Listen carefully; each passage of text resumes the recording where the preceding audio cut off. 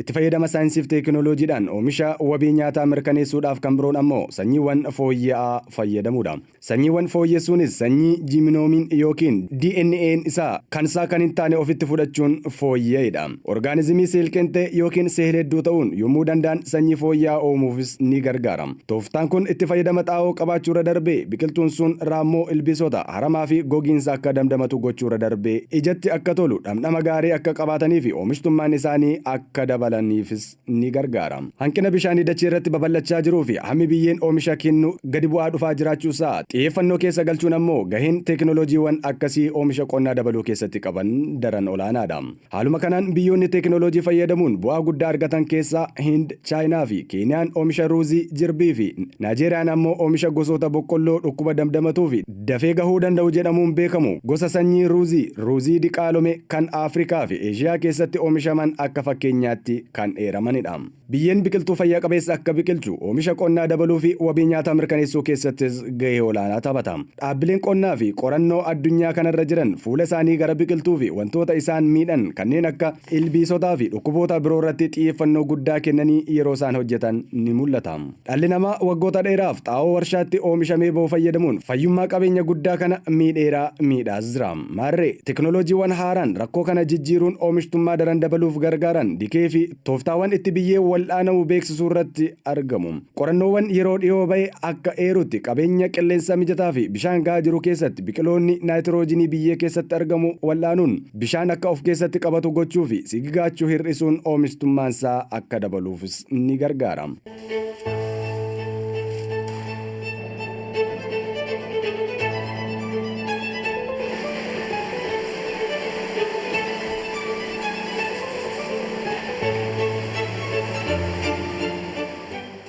Gama itti fayyadama xaa'ootiinis bu'aa qabeessummaan xaa'oowwan uumamaa kan namtolchee caalaa olaanaa akka ta'uuf teekinooloojiidhaan deeggaruun akka bakka xaa'oowwan warshaadhaan oomishamanii bahanii akka bakka buusuu danda'amus hojjetamaa jira.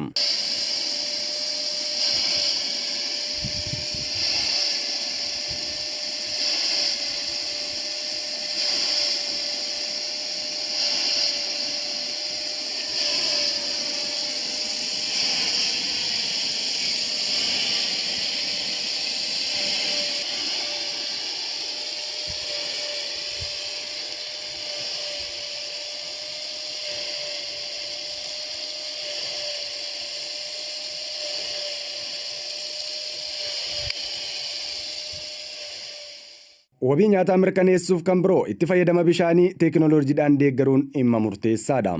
Akkuma biyyee gabbataa dhiyeessiin bishaanis oomisha qonnaatiif gahee guddaa taphata. Bishaan dachee kanarra jiru kan ashaboo of keessaa hin qabne keessaa 70% oomisha qonnaatiif oola. Kun kanaan osoo jiru qonnaan bultoonni lakkoofsaan guddaa ta'an sababa uumamaa yookiin dinagdee isaaniitiin carraa itti fayyadama bishaanii kana hin argatan.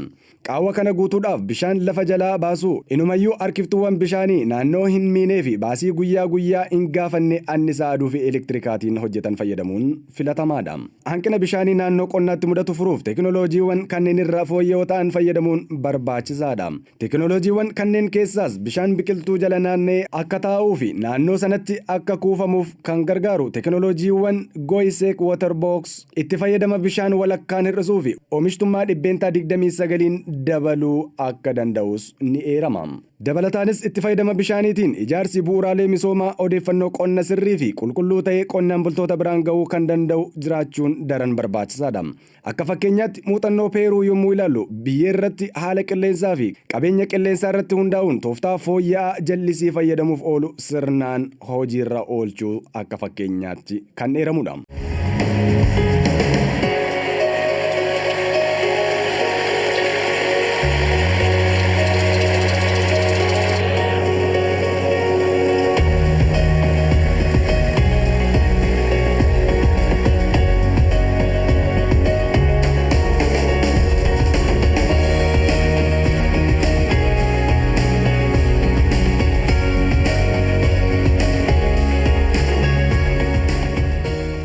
Oomishawwan qonnaa bakka itti oomishaman irraa qixa sirrii ta'een fayyadamtoota biraan gahuun wabii nyaataa mirkaneessuun dhimmoota ijoo keessaa isa tokkodha.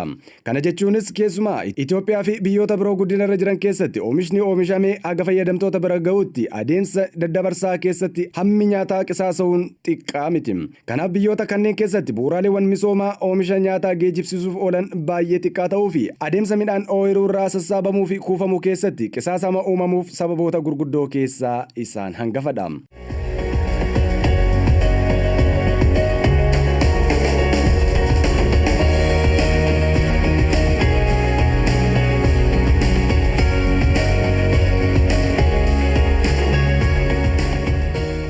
Walitti hidhamiinsi gabaa biyyoota kanneen keessa jirus gadaanaa ta'uun irraan kan ka'e oomishtoonni oomisha isaanii erga sassaabanii booda bakka mijataa hin taane yookiin jiidhinsaa fi ho'a hin barbaachifne ilbiisotaa fi kanneen birootiif saaxilu. Dabalataanis diilalla kanneen barbaadan kanneen akka kuduraaf muduraa bu'aawwan foonii fi aannanii yeroo dheeraaf tursiisuun oomishni manca'aa fi qisaasaa jiraachuunis ni mul'ata. Akka furmaata rakkootti kan ta'an keessaa tokko kan ta'e teknooloojiiwwan ho'iftuu qonnaan bultoota biraa akka ga'u gochuudha.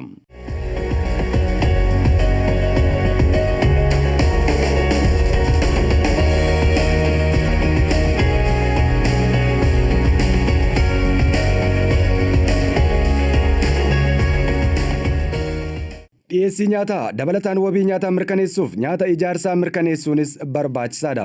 Akka addunyaatti namoonni miiliyoona 1 ta'an hanqina kaaloorii gahaa fi nyaata ijaarsaa kan isaan mudatu yommuu ta'u, kanneen miiliyoona 2 ta'an ammoo kaaloorii gahaa argatanii garuu immoo nyaata dandeettiin qaama ijaaruusaa hir'ataa akka ta'etu himama. Kanneen miiliyoona 205 ta'an ammoo kaaloorii hamma barbaachisu ol fudhatanii nyaanni ijaarsaa isaanii hir'uu akka ta'etti fudhatama.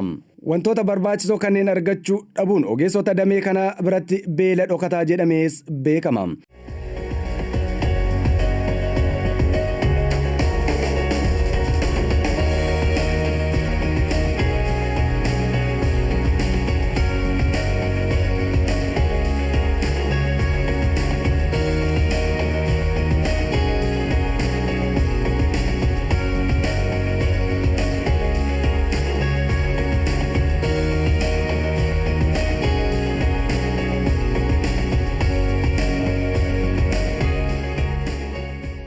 Akka tilmaama jirutti addunyaa kanarra namoonni biiliyoona 3 ta'an qofaan nyaata madaalawaa akka argatantus kaafama. Yeroo dhiyoo asitti vaayitaaminii fi albuudota qaama ijaaran nyaataaf oolan bal'inaan diqaalomsuun baratamaas dhufeera. Jijjiirama qabeenya qilleensaa dhufaa jiruun indastiriiwwan qonnaa miidhuu waan danda'uuf gara fuula duraattis mala misooma qonnaa itti dabaluu danda'u xiyyeeffannoo keessa galchuun teknooloojii misooma qonnaa wabii nyaataa mirkaneessuu danda'an hojiirra oolchuun dhimma murteessaadha.